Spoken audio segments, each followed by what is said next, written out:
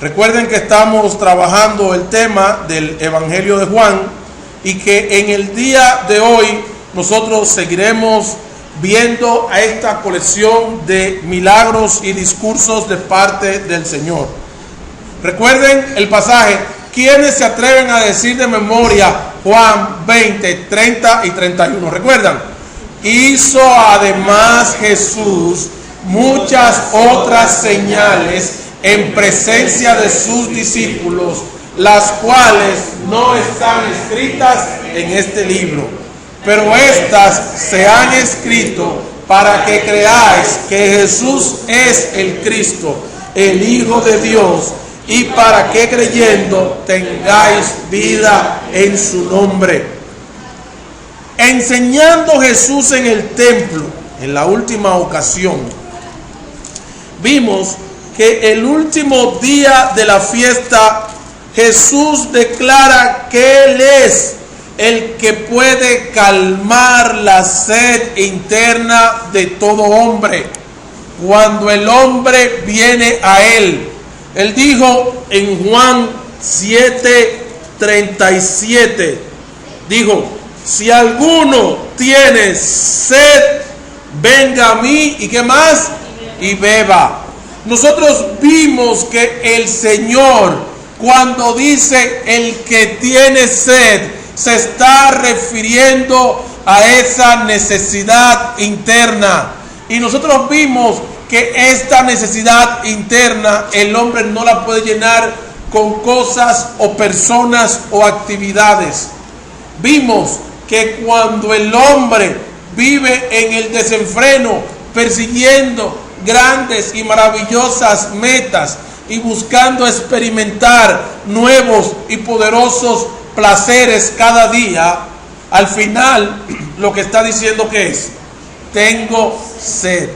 Cuando el hombre se lanza detrás de la búsqueda insaciable de las riquezas, ¿qué está él haciendo? Él dice: yo tengo sed y quiero llenarla con las riquezas, pero las riquezas no calman la sed, no producen la plenitud y la satisfacción que solo Jesucristo puede dar en el hombre.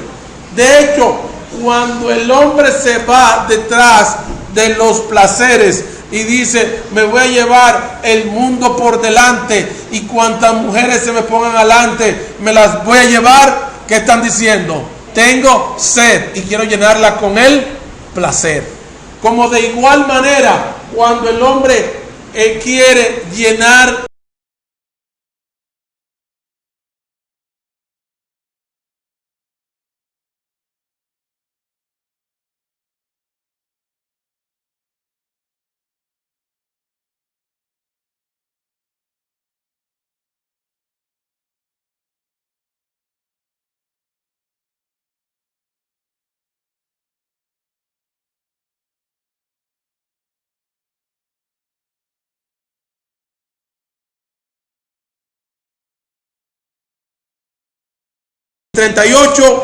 en el último y gran día de la fiesta, Jesús se puso en pie y alzó la voz diciendo: si alguno tiene sed, venga a mí y beba.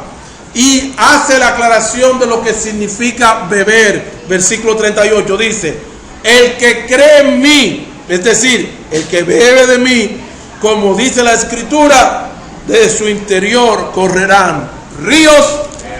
No es que Él te va a dar un poco de agua, ni que Él te va a conectar una acometida. Es que dentro de ti van a correr corrientes de vida que van a ser el resultado de recibir el Espíritu Santo que toda persona recibe cuando cree. ¿Recuerdan a quién le habló el Señor también de agua viva? ¿A quién le habló? A la mujer samaritana en el pozo. Durante esta fiesta, Juan capítulo 7 y versículos 39 en adelante, ya del 40 en adelante, esta fiesta dejó un balance negativo para los líderes de los judíos, que no lograron detener el avance de Jesús en la popularidad del pueblo.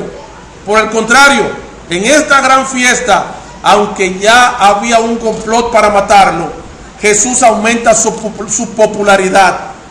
También vemos que el uso de la fuerza no le dio resultado, porque ellos enviaron unos alguaciles, unos guardias, para que le trajeran preso.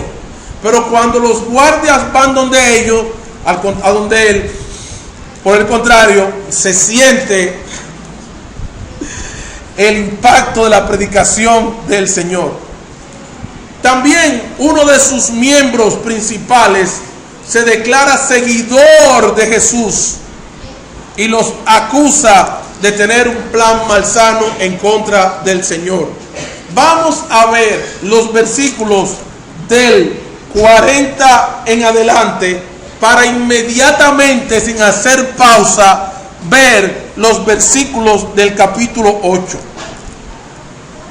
Entonces, estoy en el capítulo 7, versículo 40. Entonces algunos de la multitud, oyendo estas palabras, cuando Jesús dijo: si alguno tiene sed, venga a mí y beba. Algunos, oyendo estas palabras, decían: verdaderamente este es el profeta. Ahora, esto es un detalle que debemos tener presente, que aunque Dios dijo que Él habría de dar un profeta como Moisés, Jesús no quiere presentarse como el profeta, como tampoco Él quiere presentarse como el gobernante, como tampoco Él quiere presentarse como el que da pan. Él quiere presentarse como el pan de vida. Él quiere presentarse como la fuente viva. Él quiere presentarse, Él se está presentando como el Hijo de Dios. Otros decían: este es el Cristo. Ven que hay una diferencia entre el profeta y el Cristo. La multitud misma lo está diciendo. Otros decían: este es el Cristo. Pero algunos decían: de Galilea ha de venir el Cristo, porque en todas las estadísticas judías no había salido ningún notable de Galilea.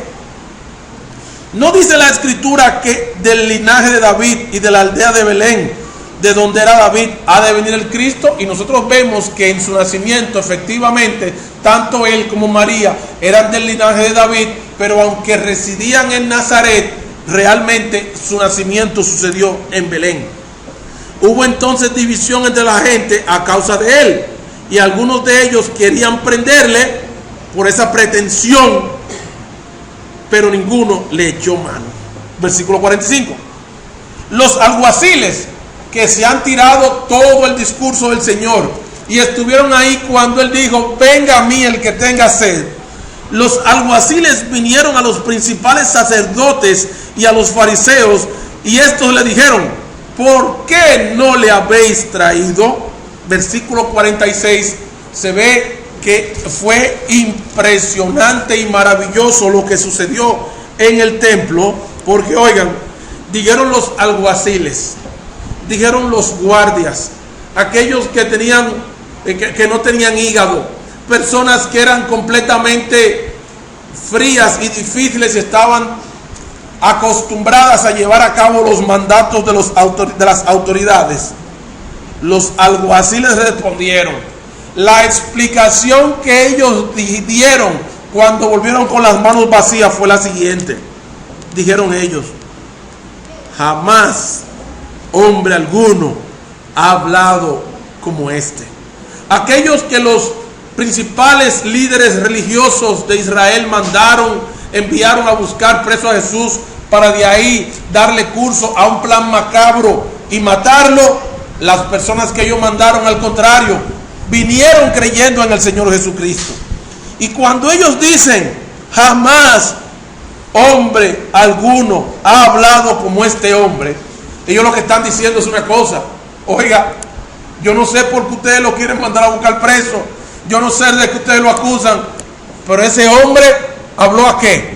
A mi vida. Ese hombre me habló a mí de una forma en la que yo nunca había escuchado hablar. Y es que el mensaje y la persona del Señor Jesucristo no pasan desapercibidas.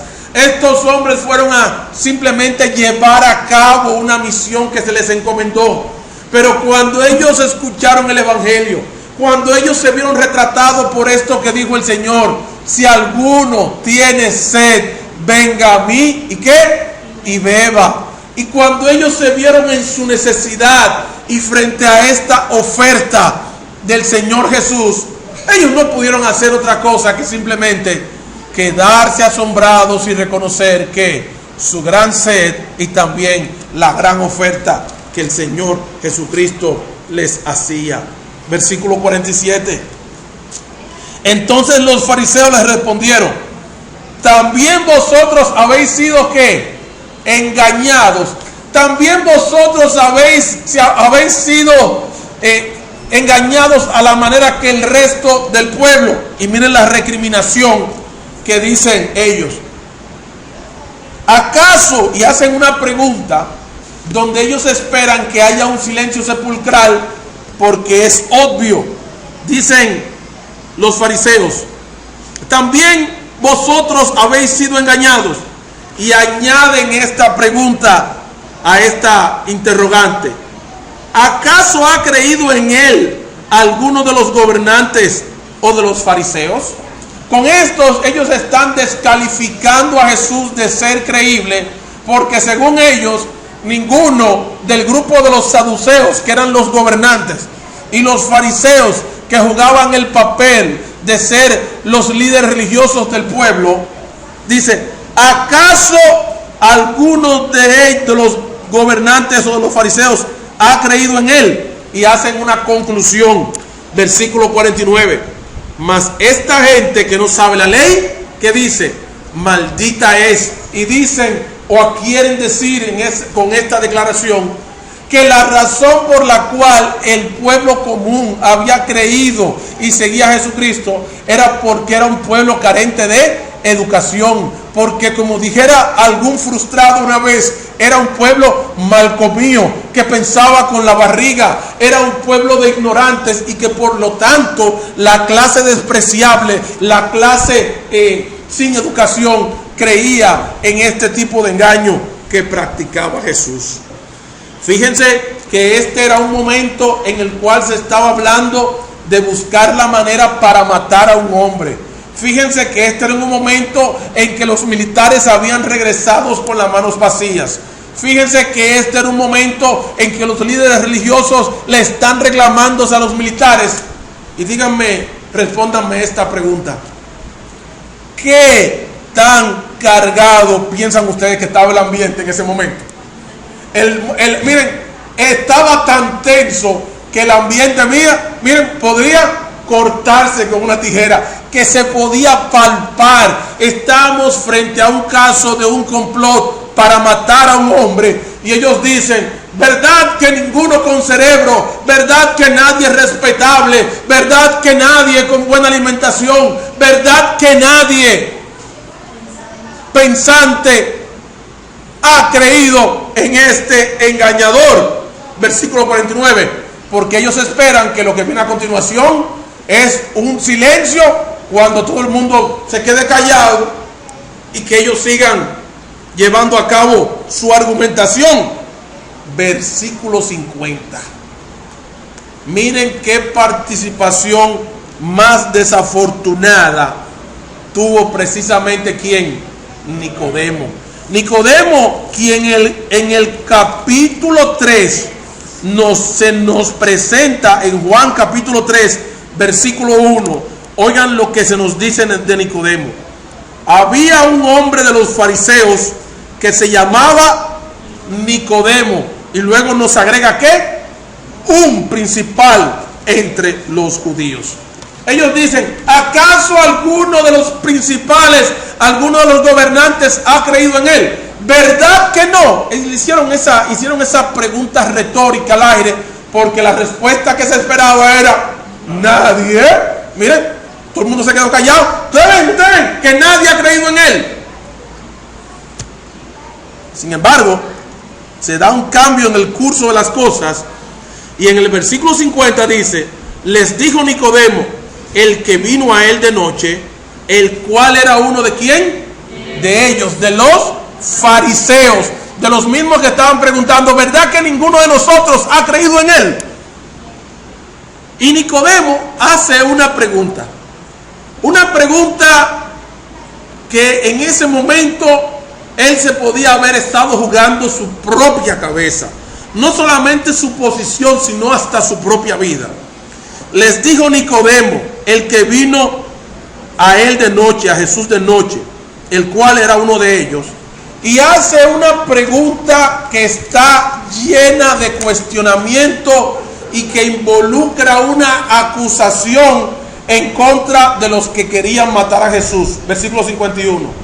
Y él hace esta pregunta en este momento de tanta tensión. Acuérdense que ahí se está hablando de un momento en que los ánimos están tan caldeados. Ahí estamos hablando de un momento en que se estaba tramando el cómo consumar, darle muerte a un hombre. Y miren la pregunta que hace Nicodemo. Nicodemo viene y pregunta: ¿juzga acaso nuestra ley a un hombre si primero no le oye y sabe lo que ha hecho? Él hace una pregunta aparentemente inocente, una pregunta que en ese momento deja su inocencia y los acusa. Una pregunta que le dice: ven acá, ustedes están hablando que son maestros de la ley, sin embargo están juzgando a un hombre, ustedes quieren darle muerte a un hombre. Sin embargo, algunos de ustedes lo han escuchado. Él sí podía decir eso, puesto que él fue y se reunió con él de noche. Él fue y tuvo una entrevista con el Señor. Él tuvo un mano a mano con el Señor y él vio el mensaje del Señor directamente. Y aunque él no dijo: miren, cuidado, que yo creo en él, ¿saben lo que le está diciendo? Le está haciendo algo peor. Él le está diciendo a ustedes están violando la ley y ustedes quieren matarlo por algo que ni siquiera ustedes han presenciado. Ellos lo tomaron tan en el sentido correcto que les estoy diciendo, que en el versículo 52 ellos les responden y les dicen: ¿eres tú también qué? Galileo. Y con esto que le estaban diciendo a ellos: ¿tú eres qué? Un campesino. ¿Tú eres qué? Un ignorante. ¿Acaso tú eres uno de ellos? Y les dijeron: escudriña y ve para que te des cuenta que de Galilea nunca se ha levantado profeta. Es cierto, pero lo que sucede es que Jesús nació ¿dónde? En Belén. Y ellos han querido encasillar la obra de Dios. Miren, yo no tengo palabras para meterlo a ustedes en esta situación. Lo que se dio en ese momento de esa participación de Nicodemo llevó las cosas a tal grado, la puso en tal situación que ¿qué es lo próximo que sucede en el versículo 53? Lean el versículo 53, ¿qué pasó? Oigan, fue una pregunta tan fuerte, fue una bomba tan poderosa que ¿qué hizo? Que se desbarató la reunión. Oigan, la taza se rompió. Oigan, estamos hablando de que aquí están las autoridades religiosas, aquí están los que están confabulados con el imperio, aquí tienen unos guardias que están al servicio de la clase religiosa, y estamos de acuerdo de que ese hombre hay que matarlo. Pero miren, con esa pregunta tan acusadora, tan directa, tan a la franca que le hizo Nicodemo, ¿qué es lo que le está diciendo? A manera de denuncia: ustedes están juzgando a un hombre y han decidido matarlo sin ni siquiera haberlo escuchado. Bueno, pues se desbarató ahí la situación en ese versículo. Y así entramos en nuestra historia de hoy de la mujer encontrada en adulterio. Nosotros vemos que en el pasado ellos mandaron los guardias no funcionaron. Ellos en el pasado trataron de atraparlo, no pudieron atraparlo. Y por el contrario, la popularidad de Jesús sigue aumentando. Entonces ellos cambian la estrategia y dicen: vamos a buscar una estrategia, una fórmula que sea infalible y que nos ayude a desacreditar a este farsante. Vamos a desenmascararlo. El caso de la mujer samaritana es la pregunta imposible de la mujer encontrada en adulterio. es la situación imposible de resolver, según ellos, para Jesús, con el que ellos iban a descalificarlo y a desenmascararlo frente al pueblo. Vamos a ver el pasaje, los versículos del 8 al 11, para que ustedes vean lo que sucedió.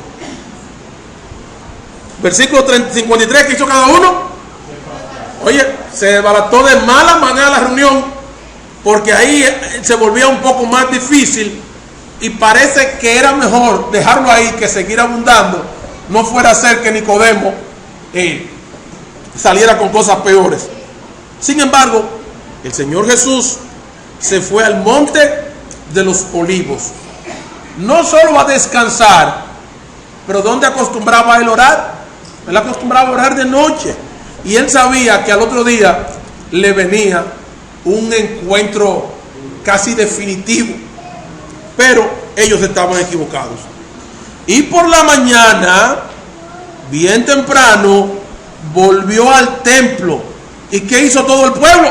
Oye, se terminaron la fiesta, pero el maestro está en el templo. Y él, sentado como la posición que ocupaban los maestros, ¿qué hacía? Les enseñaba. Versículo 3.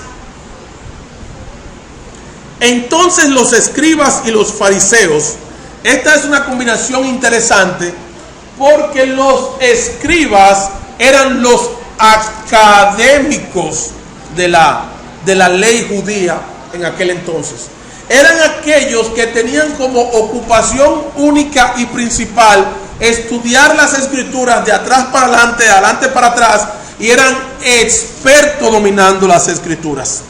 Ellos también podrían servir de jueces en cuanto a declarar cualquier posición o actividad como en contra de la ley o no.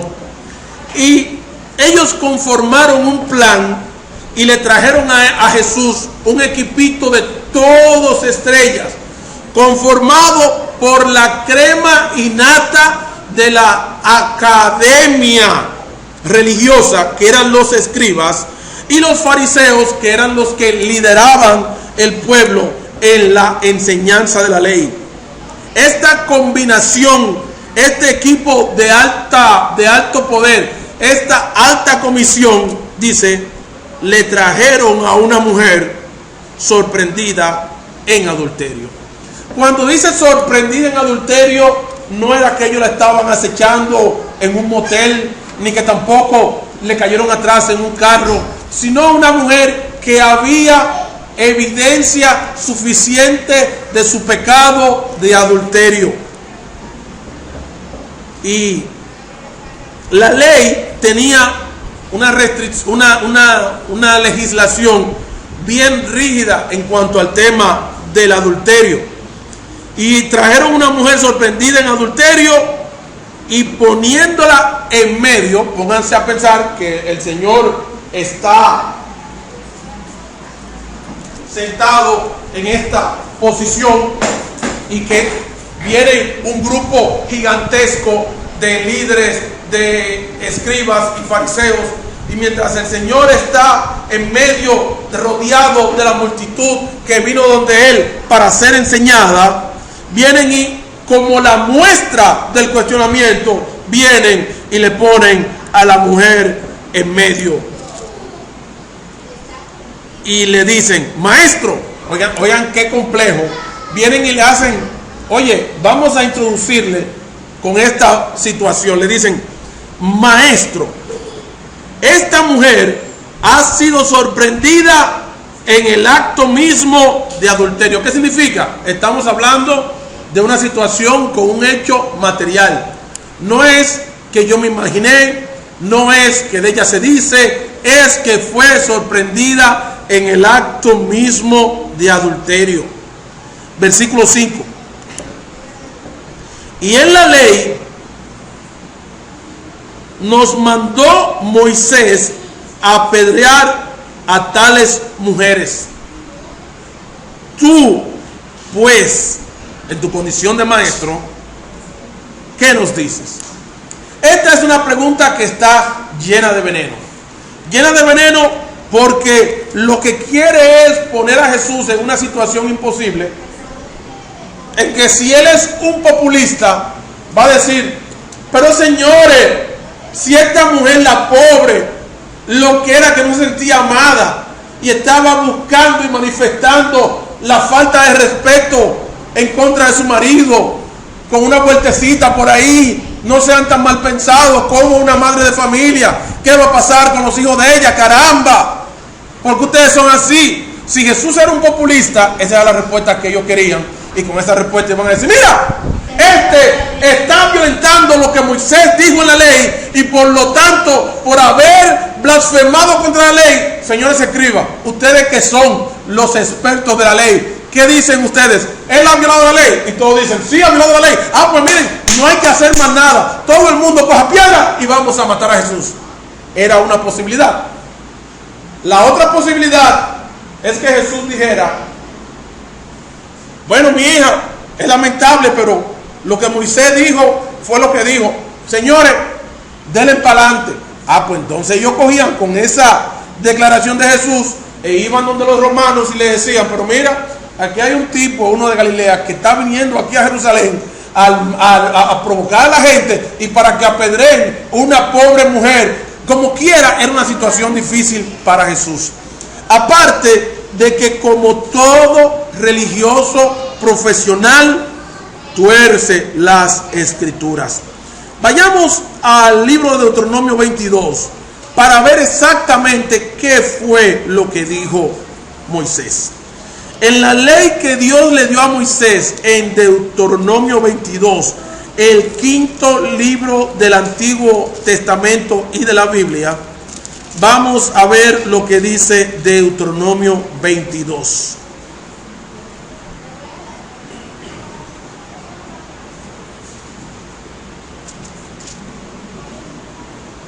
Algunas leyes sobre la castidad, sobre la pureza.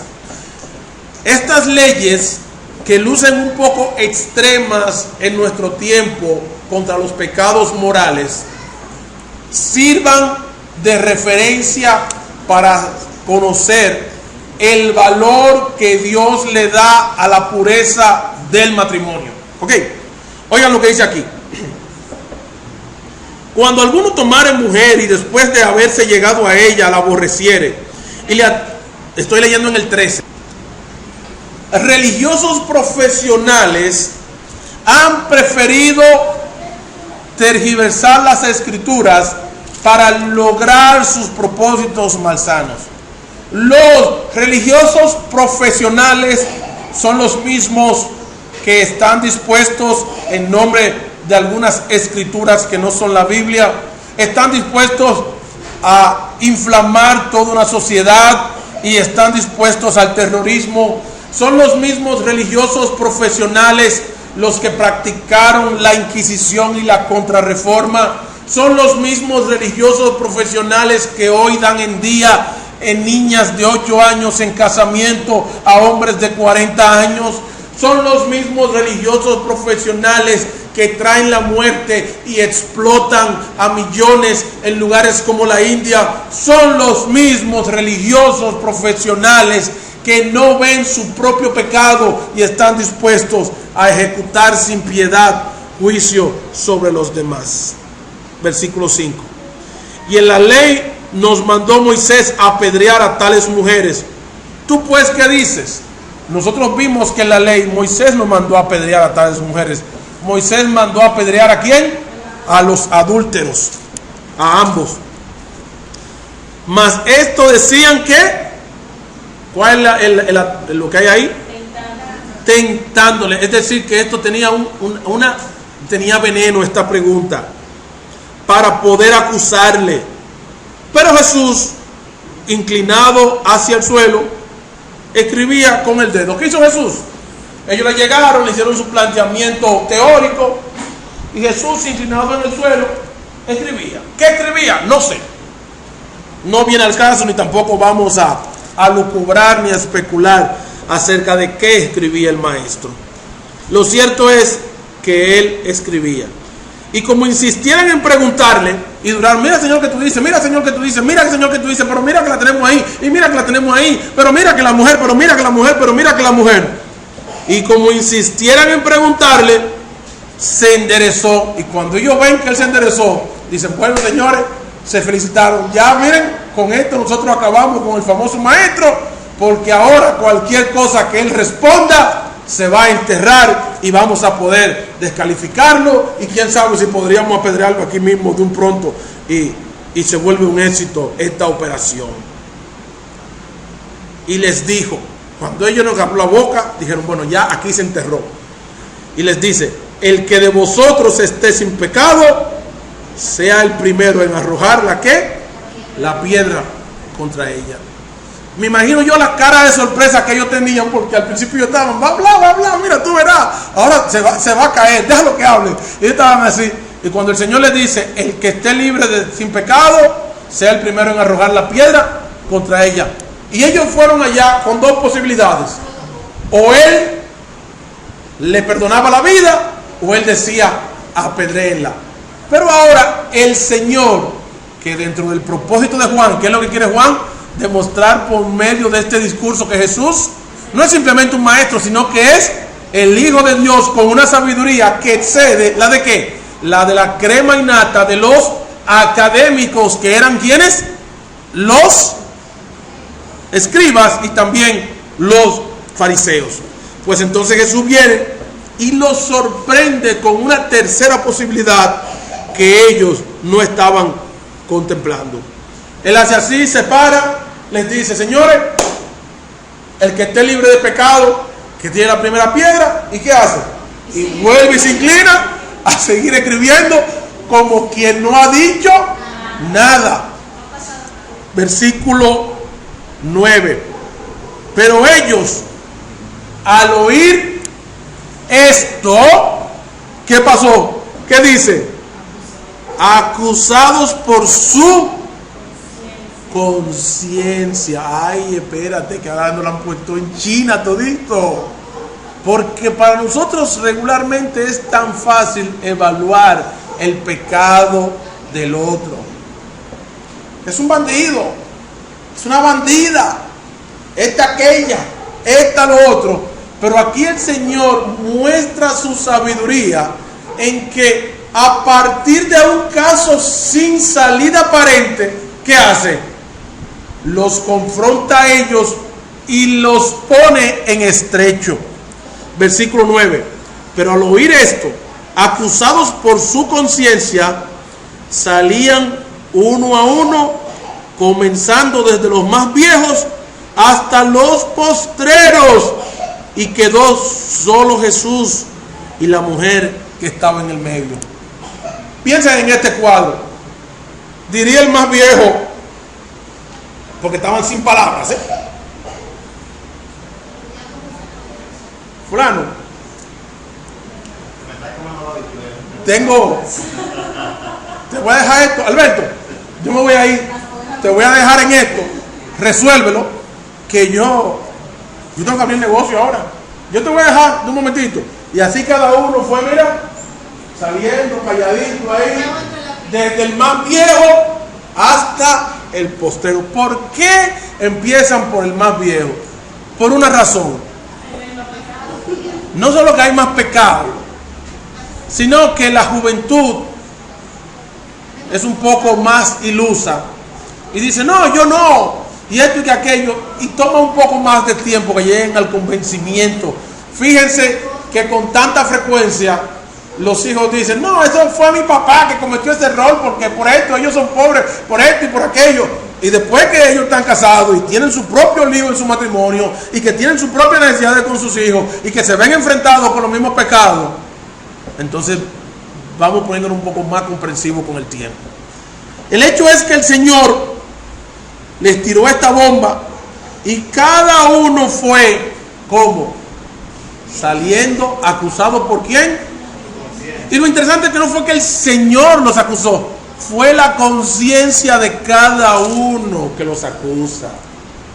Y esto es interesante, que cuando estamos escuchando la palabra de Dios, muchas veces nosotros tenemos personas en la mente, pero el nosotros estar pensando en otras personas, mucho cuidado, porque la palabra de Dios debe afectarnos ¿a qué? A nivel Y tantas veces nosotros decimos, oye, este mensaje sí está bueno para fulano, pero no está aquí. Hoy que no vino mi marido, como me dijo una mujer, alguien que vino aquí. Hoy que no vino mi marido, eso hubiera estado bueno para él. No, es que nosotros tenemos que ver la palabra de Dios a nivel personal. Excelente si otros lo escucharan, pero mira, cada vez que nosotros escuchemos la palabra de Dios, esta debe hablarnos nosotros. Versículo 9. Al final la cosa quedó en donde tiene que quedar. El pecado es un asunto que debe resolverte entre quienes, entre el pecador y Dios. Fíjate, esto podría decirse que es bueno y que es malo. Es bueno porque el hombre podría sentir el alivio de que no tiene que darle cuenta a los otros hombres por cuanto están en condiciones también de pecado. Ah, no, pero si es con los hombres, olvídate, yo manejo eso. Pero es malo desde el punto de vista del pecador, porque se tiene que enfrentar y reconocer de quien te conoce perfectamente. De ti yo puedo saber parte de la historia, pero si tú tienes que venir y quedarte a solas tú y con el Señor, con tu problema de pecado, ¿tú sabes qué? A mí tú me puedes venir con cualquier historia. No, Elías, lo que pasa es que tú no sabes que yo cuando chiquito, cuando chiquita, que en el campo, que esto, que mi mamá, que mi papá, todo ese tipo de cosas, yo la puedo entender. Pero ¿sabes qué?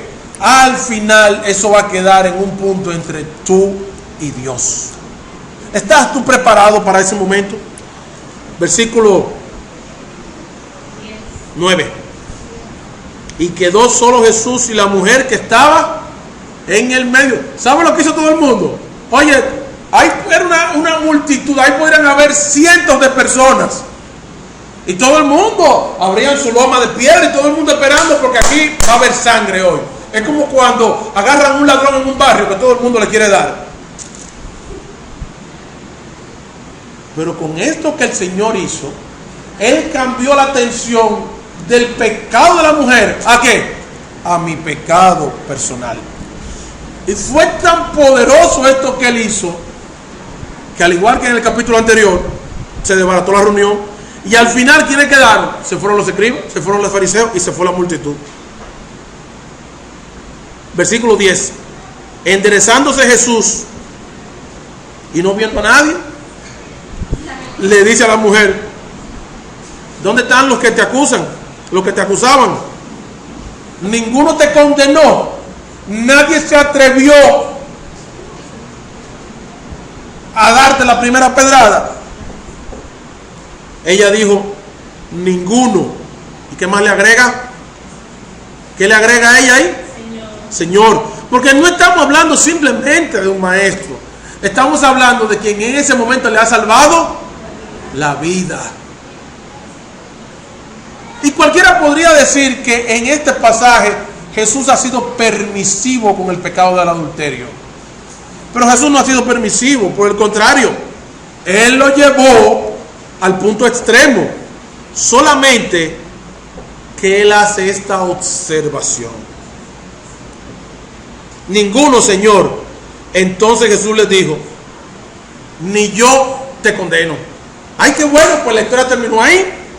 El Señor sacó su celular, llamó un taxi y le dijo: hazme el favor a esta pobre muchacha, llévamela a su casa, da una vuelta, compra una comida, asegúrate que llegue bien a su casa, oíste, que esa es hija mía.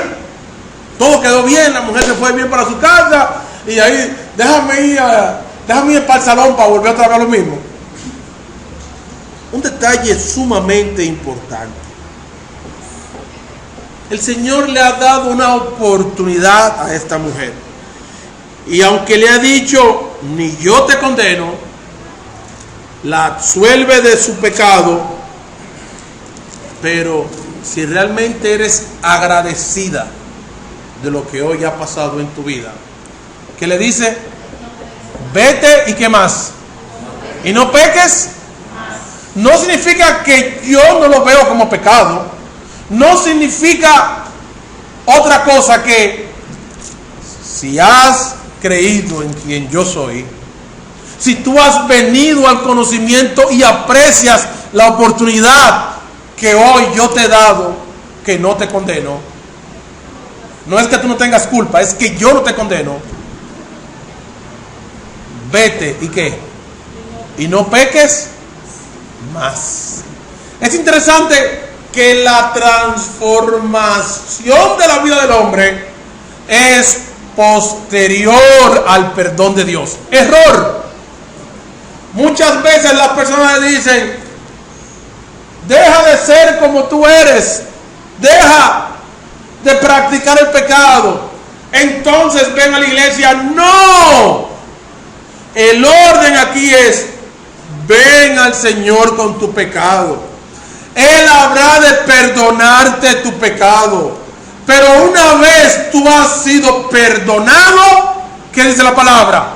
No peques más. Hay un estilo de vida que corresponde al que ha sido perdonado. ¿Cuál es? No peques más. El gran problema que tenemos hoy en día es que se ha vendido un evangelio fácil, un evangelio popular y de las multitudes, donde la gente dice haber conocido al Señor, pero quieren vivir viviendo su vida de pecado. Eso es incompatible con el perdón del Señor. Por eso es imposible a la luz de las Escrituras que las personas sigan teniendo el mismo estilo de vida.